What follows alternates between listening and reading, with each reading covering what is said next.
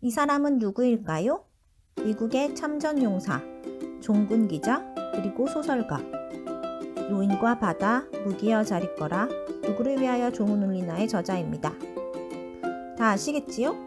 노벨 문학상을 받은 작가, 잃어버린 세대를 대표하는 작가, 미국 문학을 넘어 20세기를 대표하는 세계적인 작가인 해밍웨이입니다. 해밍웨이는 작품만큼 사생활도 많은 이슈가 있는 작가 중 한 명이기도 한데요. 3번의 이혼과 4번의 결혼, 술과 투우, 사냥을 좋아했고 죽을 고비도 여러 번 남겼죠. 오늘은 해밍웨이를 이해하기 위해 도움을 주는 실화 바탕 영화 2편을 소개하고자 해요. 첫 번째 영화는 해밍웨이와 게론이라는 영화예요. 제목에서도 느끼셨겠지만 이 영화는 해밍웨이의 3번째 부인 마사 게론의 이야기입니다. 해밍웨이는 누구를 위하여 종은 울리나를 마사 게론을 위해 헌정했고 이 작품의 여자 주인공인 마리아가 마사 게론을 모티브로 했다고 하지요. 이 영화는 해밍웨이가 마사 게론을 처음 만났을 때부터 이혼 후의 삶까지 그들의 모든 여정이 나옵니다.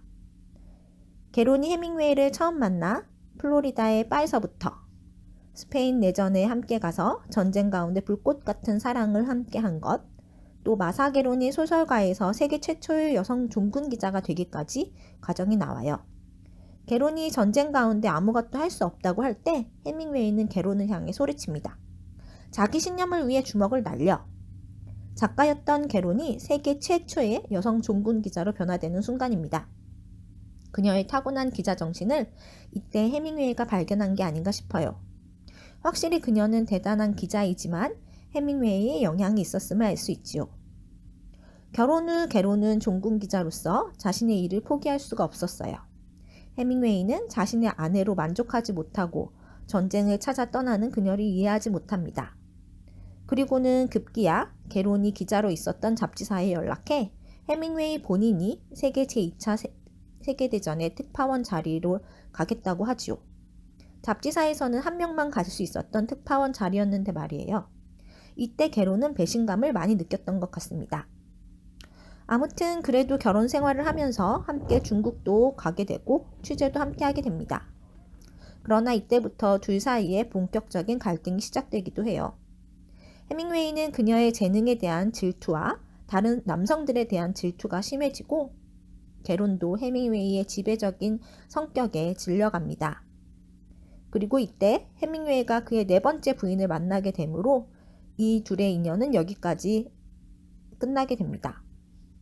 이 영화는 게론의 시점에서 게론의 생애를 다룬 작품이라 해밍웨이보다는 진취적이고 도전적이었던 게론의 생애가 더 멋지게 그려져 있는 작품이에요. 남자에게 매달리는 것이 아니라 자신의 삶을 위해 나아가는 멋진 종군 기자 게론은 니콜 키드먼이 맡았는데요. 그녀의 매력을 한층 더 볼 수 있는 영화였습니다. 또한 해밍웨이의 모든 아내가 잠깐씩이라도 등장하니 그것을 찾아보는 재미도 있는 것 같아요. 두 번째 영화는 해밍웨이의 마지막을 그린 해밍웨이 인 하나바라는 영화예요. 해밍웨이가 노인과 바다로 세계적인 명성을 얻었지만 결국 자살로 마감해야 했던 그의 마지막을 그린 영화입니다. 이 영화도 실화를 바탕으로 한 것으로 해밍웨이를 동경했던 마이애미 글로브 경제부 기자인 마이어스의 시선에서 시작됩니다. 그는 자신의 인생을 뒤바꿀 가장 존경하는 작가 해밍웨이에게 편지를 쓰는 것으로 시작합니다.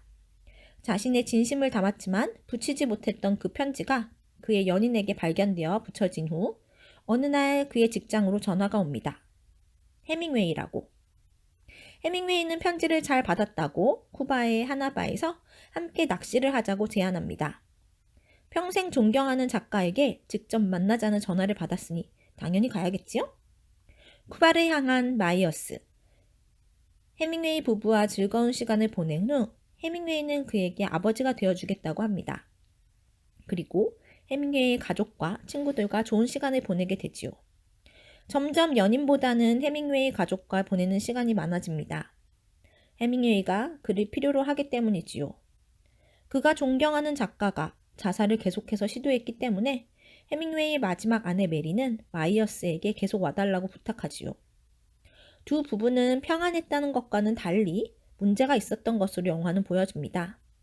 메리는 헌신적인 아내로 알려져 있는데 이 영화에서는 해밍웨이의 마초적이고 무모한 성격을 참지 못하는 메리의 모습도 보여집니다.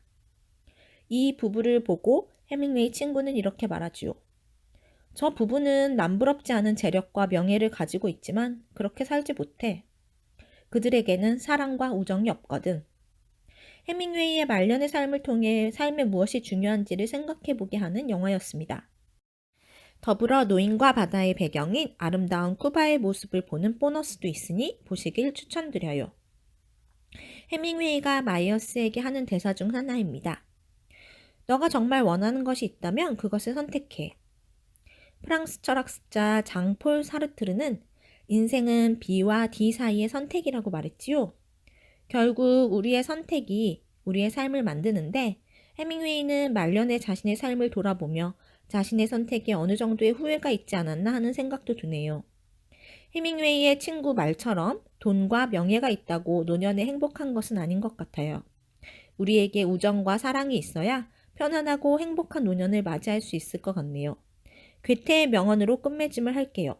사람은 누구나 친구의 팔 가운데에 휴식처를 구하고 있다. 그곳에서라면 슬픔을 마음껏 털어놓을 수 있기 때문이다.